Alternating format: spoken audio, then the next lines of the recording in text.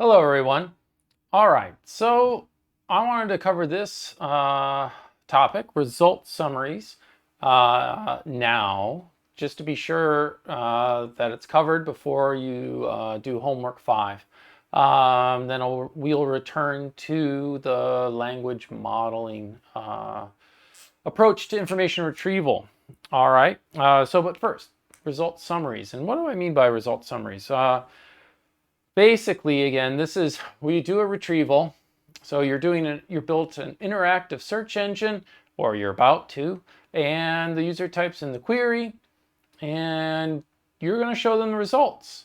And you're going to show them something other than saying, doc 1, doc 2, doc 3, doc 4. You want to give them some sort of clue as to what lies on the other side of their click. It's sort of the equivalent, again, back to that card catalog, where on the card is some sort of summary of the item, the book in the library. And that can help you to decide whether you're going to bother to go find that book and investigate whether or not you really want to check it out of the library.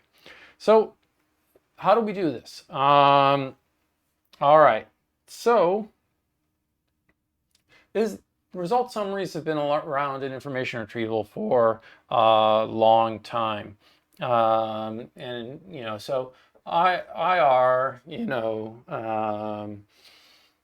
has long delivered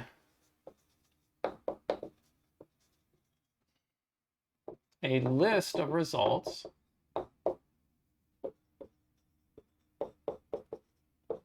in response to a query.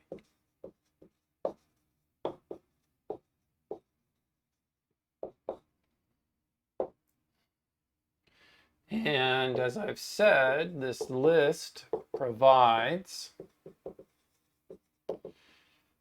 first of all, some summary of what the item is that's being returned.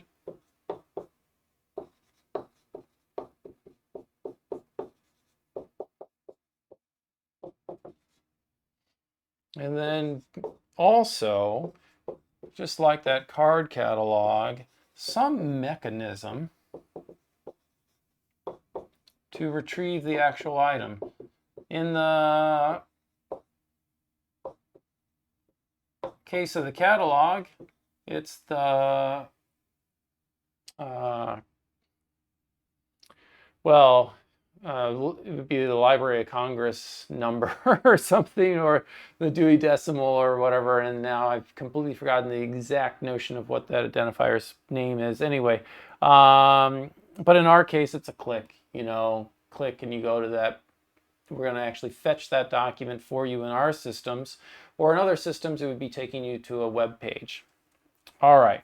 Now, we can make two types of summaries. By the way, it is possible to envision retrieval systems that don't just do summaries, that maybe give you actual, so to speak, so try to do like the actual thing that's relevant, extracted from the document.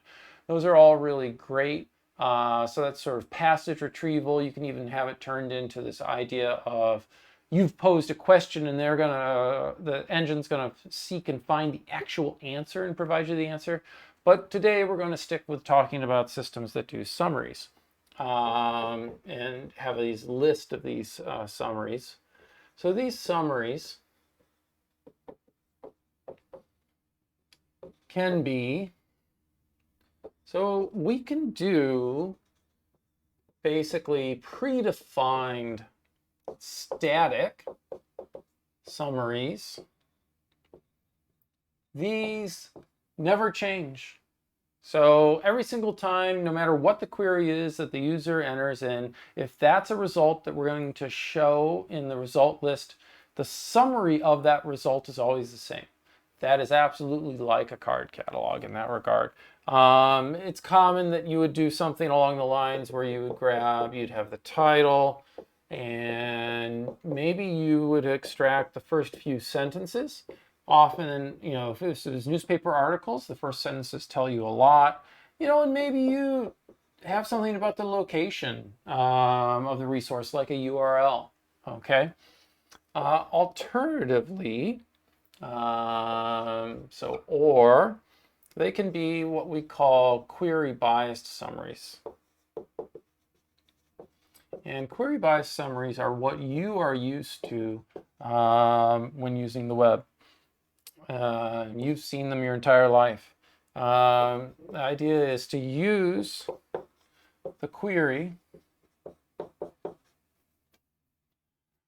to dynamically create a summary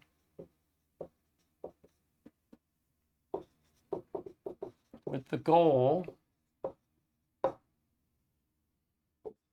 of better helping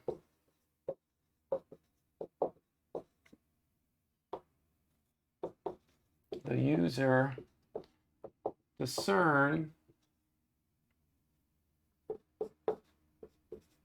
the value of the document with respect to their information need.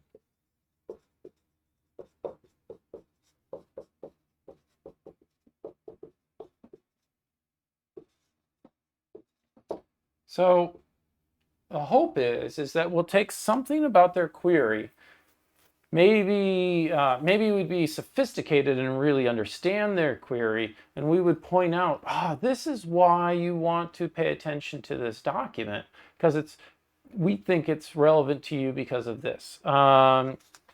We will sort of do that. We won't be super intelligent, but we'll have a scheme that basically it's like pointing to trying to find the material relevant to the query that's useful, it talks about those query terms, such that the user goes, even if you can say, yeah, that document is using the terms how I meant them to be, that could be useful, as opposed to, well, those are the right words, but that's not what I meant. And so you could avoid those documents and avoid clicking on them. I think it's pretty interesting that query biased summaries are really a quite recent invention. Now, from most of you, since they were invented before you were born, they won't seem like a recent invention. You're like, why would anything that invented before I was born be considered recent? Probably because it's well after when I was born, and I can remember these years, and I can remember the years before them. So it feels recent to me. But Tombros and Sanderson, back in SIG-IR 1998. Now that's 10 years before I had my PhD. So, but I went to SIG-IR in 1997. Anyways, the SIG-IR is the annual major conference in information retrieval. It stands for the Special Interest Group. This is the ACM, a large professional computing organization. A lot of researchers they form groups and they hold an annual conference, and this is the one on information retrieval. There are lots of conferences that deal with information retrieval, but this is a very large one. And you could say it's the premier conference in the field.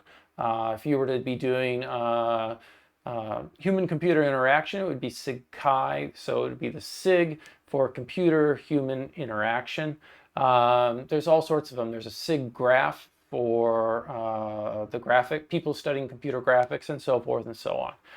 Anyways, back in 1998, they published this paper there, and they investigated the difference in user performance between using query-biased summaries or static summaries. And this work is so cool because it measures a direct benefit to the end user. Okay, it shows that if we change the interface, we can improve people's ability to find information.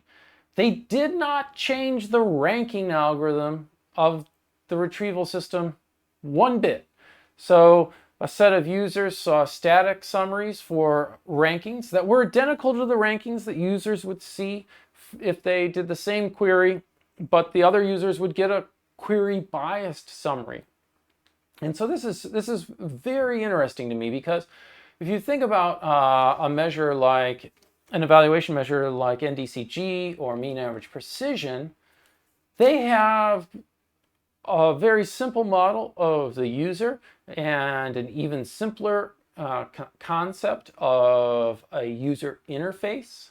Okay, even the time-biased gain, which gives us a nice simulation and actually does have a sense of a user interface, doesn't explicitly utilize as part of its measure the notion of, is it a query bias summary or not?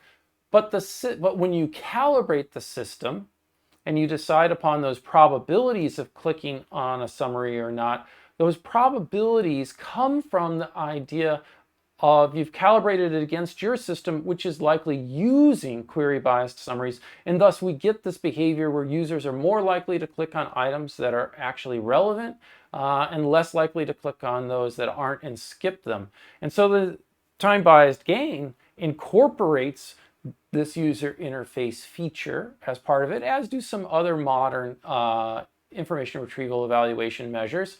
But certainly the NDCG and the mean average precision have no notion of this in them anyways. So this is always something to keep in mind. You might be working on some sort of commercial system, and you might invent some sort of user interaction mechanism that really could make a big difference to people's ability to find, let's say, a product. If you're going to be evaluating that in the context of everything, you're going to need some way to adjust your effectiveness measure to take that into consideration. Otherwise, if your effectiveness measure is only ever looking at ranking, you'll have to wait certainly until online measures show that, oh yeah, we ran this experiment and people who had the new feature are finding their products and buying more stuff. It's really working.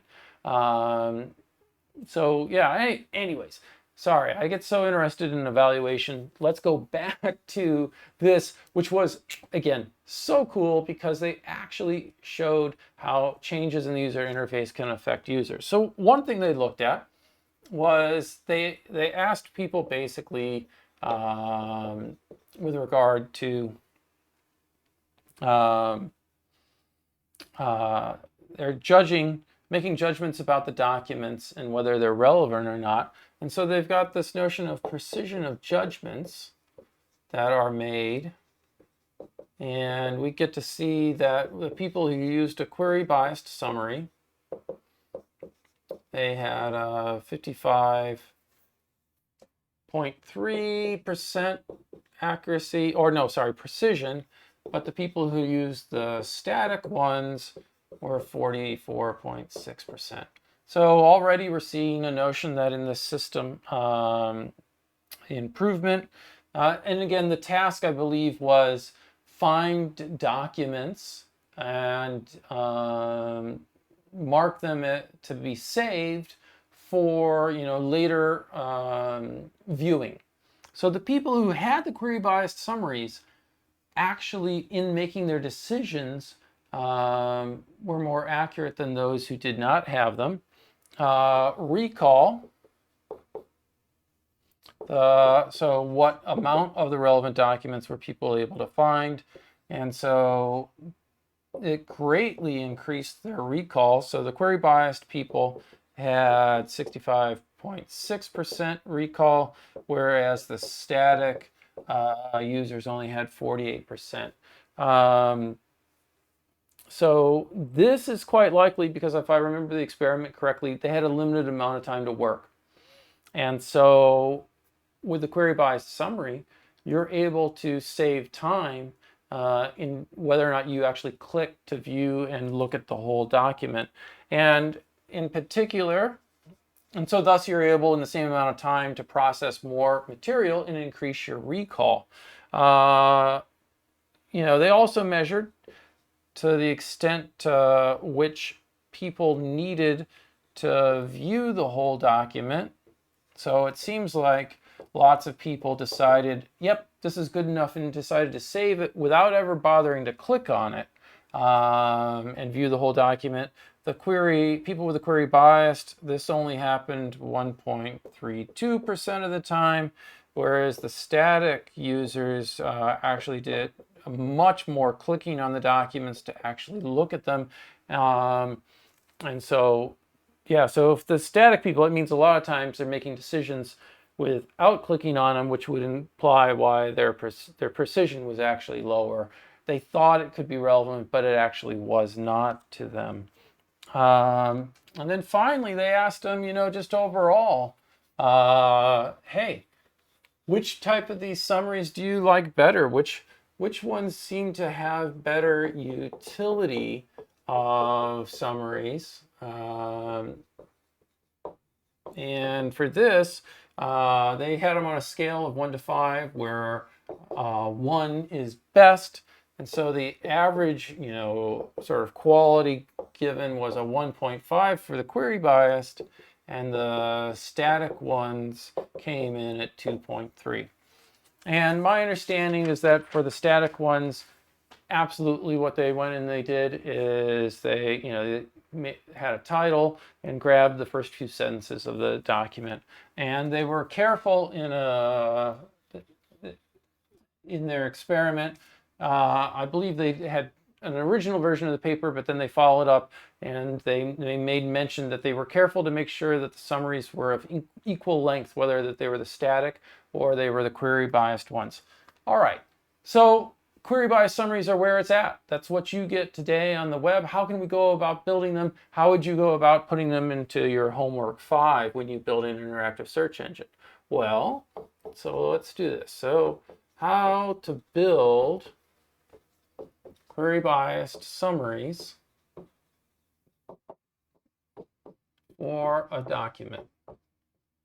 All right, and again, everything you've built so far, or at least by the end of homework 4, everything you've built so far is, yeah, I'm able to take this collection, I'm able to parse, tokenize, stem it, I'm able to then build my index, and then using my index, I'm able to run a query very efficiently and get results back. And what your results that you have, you've got these internal document identifiers, and you've got a mapping from them to like the Trek docno, so that you could produce nice results files for checking your quality. But now you want to produce a set of results displayed on the screen to the user. So you've gotten this far, you've done the ranking, you've got these internal document identifiers. Now comes that stuff that you did early on in the term, where you're going to show them 10 summaries, and what you're going to do is you're going to go, all right, yeah, I've got document 66 here. All right, I know how to fetch that document from my hard drive, because I very nicely laid out where in a system how to get that document quickly. You're going to go fetch that document, and you're going to compute the query biased summary for that document and then display it to the user. You're also going to grab some metadata from your metadata engine to do this. So it all comes together, and you're able to build these nice summaries of the document so that the user can decide whether or not they want to view them. If the user does decide to view it, you know how to fetch and show them the actual document. It's wonderful. All right, so our basic approach is like this.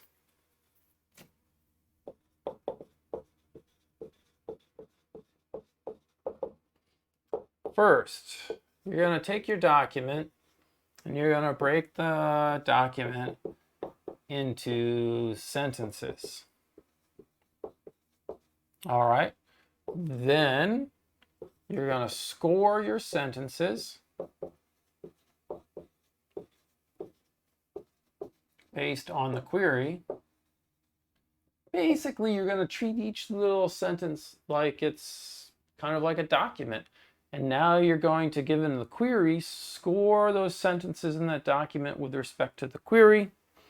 And then the third step is, for your query biased summary, you return the highest scoring sentences. So you might return 2 sentences, for example, or enough sentences up to a certain character limit, and then you might use some ellipses, ... to say, oh, there's more, but I don't have space to show it to you. Yeah, so it's kind of like you turn building query bias summaries into a retrieval problem of retrieving the best sentences in a document given the query, which makes a lot of sense. It'll be like, oh, these are the relevant portions or the relevant sentences that will, or at least we think they'll be relevant for you given your query. All right, so the first step is got to figure out how to break things into sentences. There are techniques ranging from the simple, which we'll talk about here, to the complex, which we will not. And the complex systems might be implemented in some library or something along those lines. But let's just talk about a simple system, because you're going to need to implement something for homework 5, and simple is good and easy to implement. So the first step usually is that certain HTML tags or other markup in your document denote firm boundaries.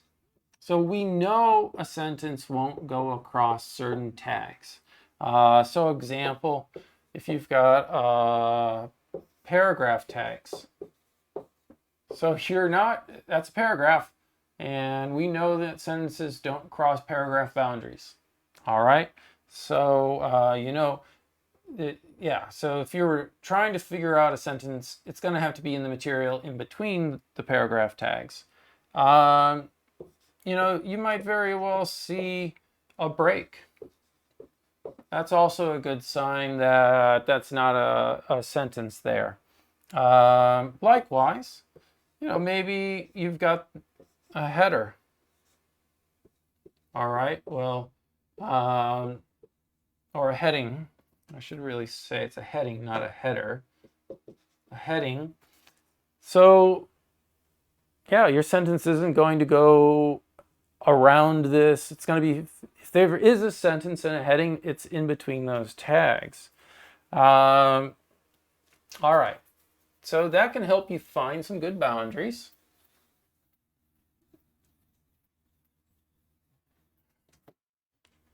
And then 2, you might also have clues from punctuation.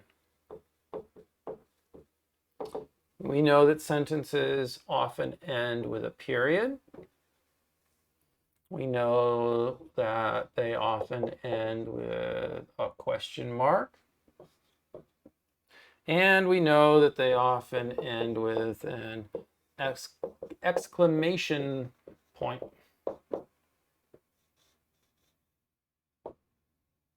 All right. But there are issues with using punctuation to help us find the end of sentences. It doesn't take long to think of them.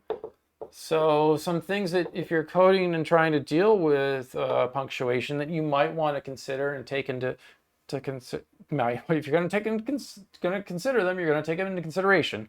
Are honorifics. So honorifics are where you see the use of Mrs. and Mr., Ms., Doctor, Esquire, and so forth and so on. So those can absolutely be used, and they'll use a period then. And if you treat that as the end of a sentence, it won't be the end of a sentence. It's in the midst of talking about someone and addressing them. So an honorific could really mess up your usage of punctuation.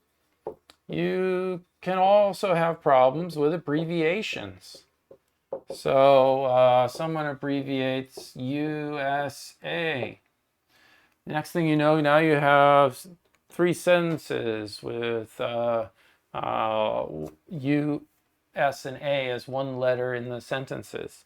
You can see people use ellipses. So the 3 dots messes things up. There's lots more, of course. So you could imagine just dealing with email messages where people are putting in emoticons and other sorts of punctuation just for the heck of it to communicate versus these nice newspaper articles. The newspaper articles are about the best that we can envision as far as quality of text and the way that they're written. So, you know, trying to break things into sentences could get really tricky with other forms.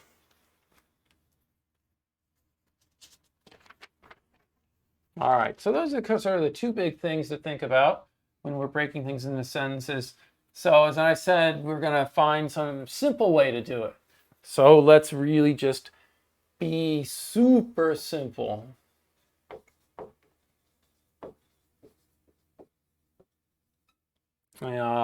First step.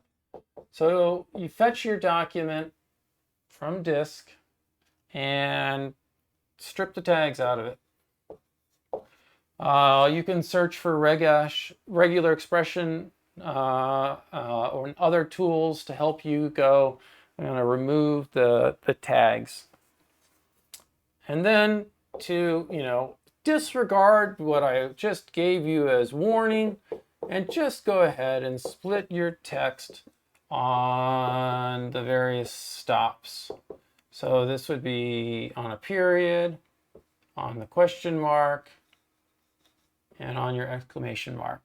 So you rip out the tags, and wherever you see a period, question mark, or exclamation point, you just say that's the end of the sentence.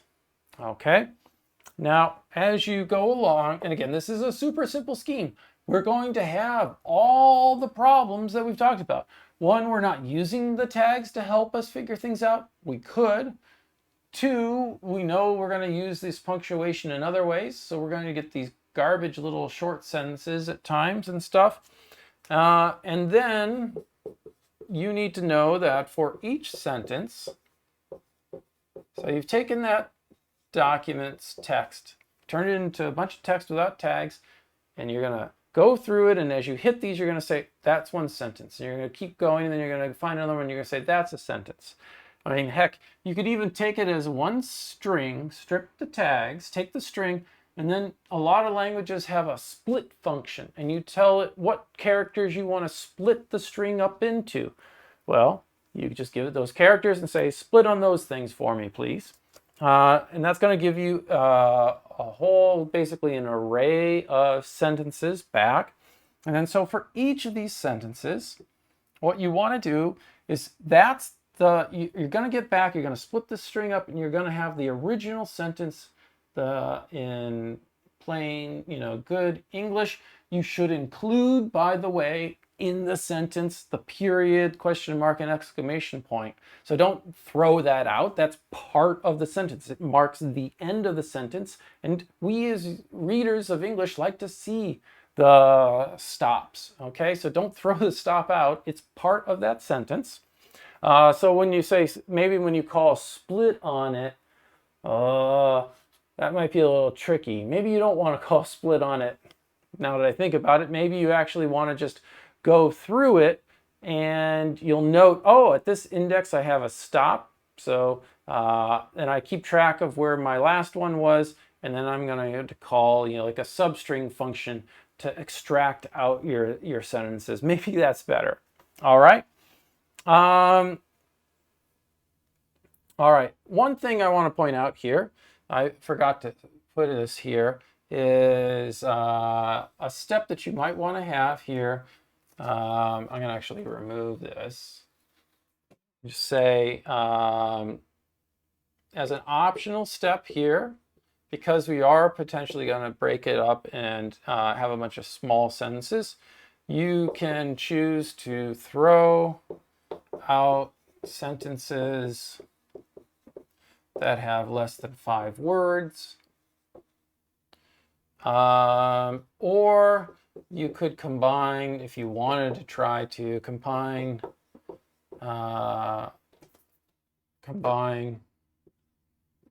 a short sentence with the next one. You could do that. So there's a lot of flexibility here. But you might just want to get rid of all the little teeny short sentences that get produced by accident. They might just tend to be junk. I would take a couple documents and try it out. See what different string splitting schemes with small changes produce for you. Take the thing that seems to look pretty good. It doesn't have to be perfect. All right. And now for each sentence, so I said you're going to get this plain text version. You can actually read this version. We want to store this original text. So this is the text from the document. And then you're going to call your tokenizer on it. And you're going to store the tokenized version. All right, so again, the process is grab document, remove tags, break it into sentences. So you'll have this nice big array of the sentences you've decided to keep that were long enough. And then for each of those, you'll have another array, and you convert it into a tokenized form. And so you'll have basically 2 arrays, one plain text and one with the tokenized versions in them. All right, so you've got your query. You tokenized your query as well. All right, and now you have this whole bunch of little teeny documents, a little document for every sentence. And what we're going to do now is we need to score them. So you're going to be scoring your sentences via or based on their tokenized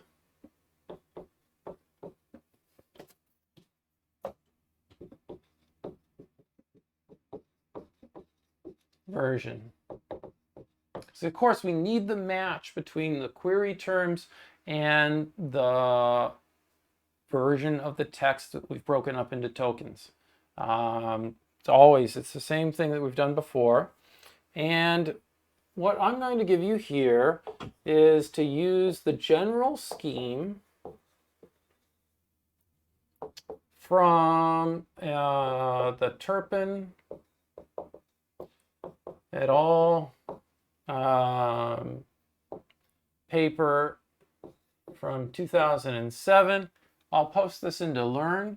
Most likely this is another SIG-IR paper.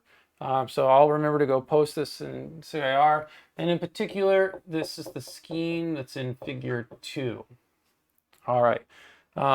It's kind of a long scheme, so I'm going to erase this at the top. I'll give myself a full board to put it in place. You could just go read the paper if you want, rather than listen to me do this, but I'll do it here just so that we positively get it recorded into the video. So given a document broken into sentences,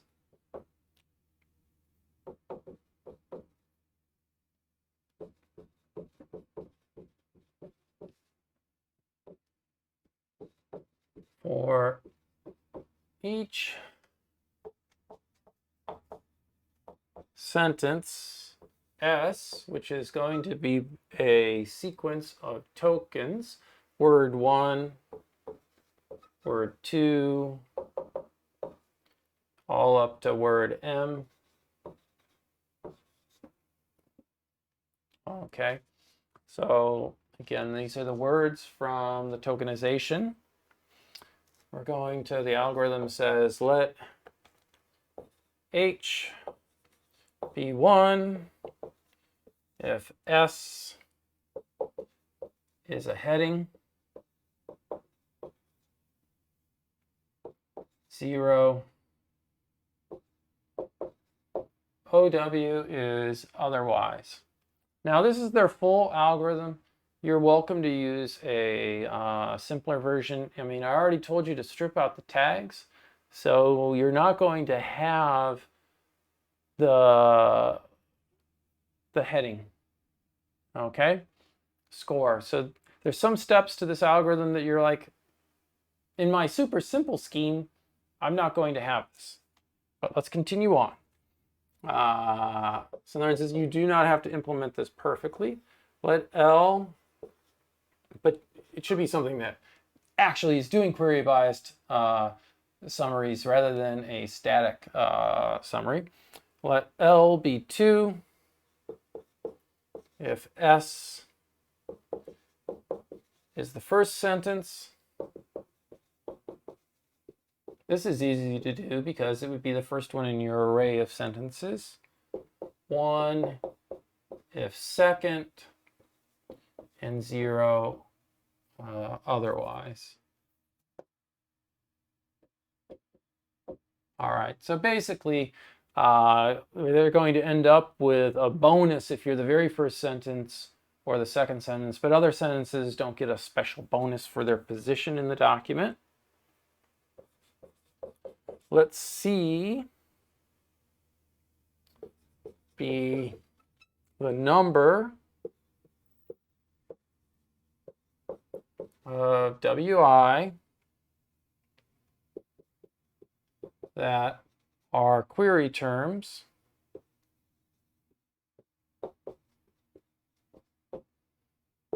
including repetitions.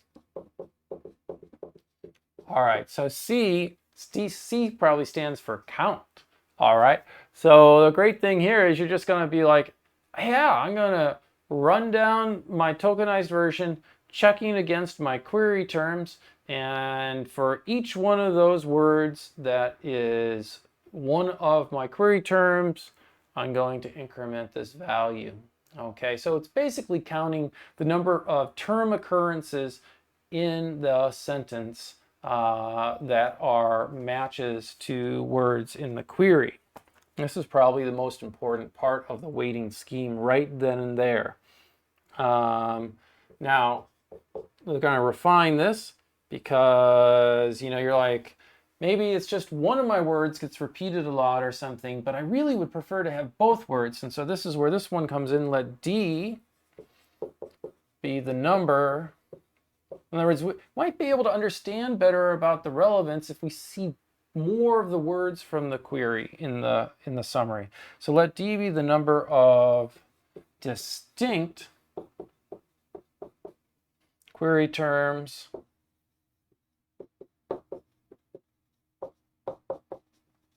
that match some WI. All right, so yeah, how many of my query terms did we find a match for? Great. Then identify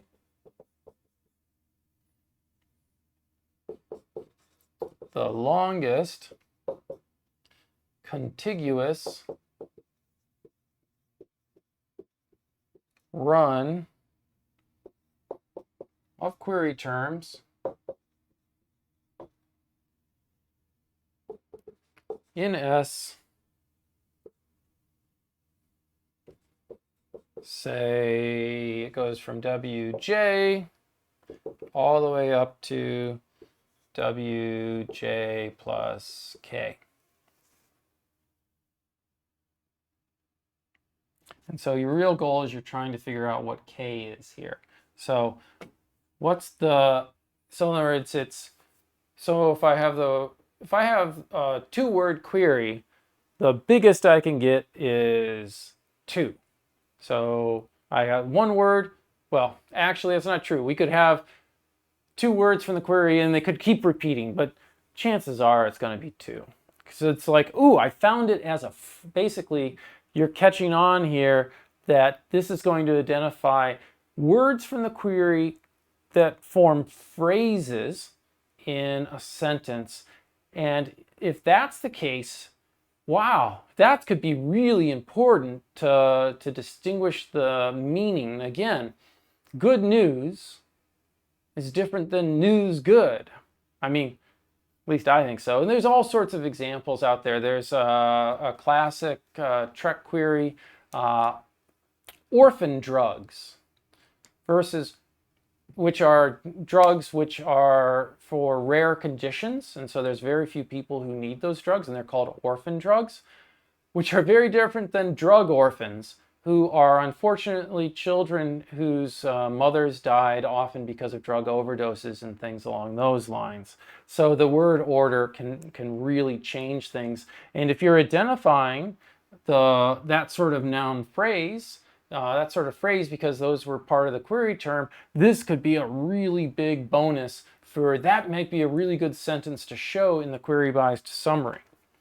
All right, then, all right, so that gives us some really nice ways, scoring scoring the sentence. I think the only one really is this heading one that might be something that, because if we strip the tags, we can't do it. But you can do all these other ones, and they're not hard to code at all. Now use a weighted combination of C, D, K, H, and L. So all these things that we figured out to derive a score value V. Now, students will say, oh, how am I going to do that? So what we would often do is we would have built, let's say, a whole bunch of manually derived query biased summaries where we ask humans, here are the sentences, select the best sentences that you think should be in a query biased summary, and then we could adjust these until we have a weighting scheme that produces and recommends and ranks basically the best sentences as identified by humans. Again, it's like another little retrieval problem by weighting scheme. So what are you going to do? You're just going to sum these up. That's the easiest thing. You, of course, could play around with different weights for these and how important they are. But at the moment, I would just sum them up, and that'll be the total score for that sentence. And then basically, we go through, and for each of those sentences, you score it, you got a score, and then you insert your sentence S into, or an identifier that refers to that sentence, into a max heap. Max heaps are basically priority queues. It's another name. With V as the key. The value would be the actual identifier of the sentence. So again, we're going to, that means because it's in a heap, it's going to be ordering them by their values, so that basically we can extract out and find what's the best sentence. You could, of course, if you wanted to, you could sort or something like that to find the best value. Or if you knew you were only going to ever have 2 sentences or only 3 sentences, you, of course, could just keep track of the top scoring sentences as you go down and bump out things that weren't the top scoring. But I would probably just sort or something, or use a heap. Anyway, so insert them into a max heap with V as the key. And then, great, now that you've done that through all the sentences, then our last step is to remove the number of sentences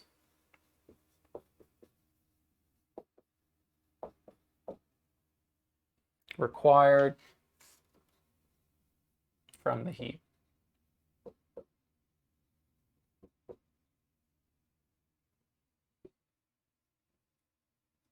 To form the summary.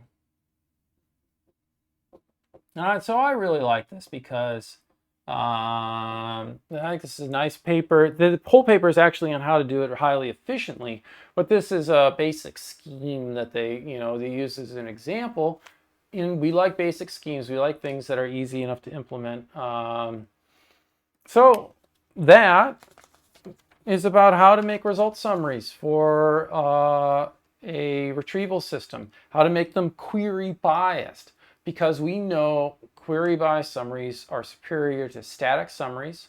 And again, why are they superior? Because largely they help us discern at low cost whether or not we should spend more time investigating or clicking on a document. And that's a win-win. And so we're able to process our rank list so much faster, which improves overall retrieval quality without changing the ranking algorithm at all. We have this beautiful, simple user interface change that improves information retrieval. I love it. I think it's great. All right, I think you'll have fun implementing it as well. At least I hope you do. Okay.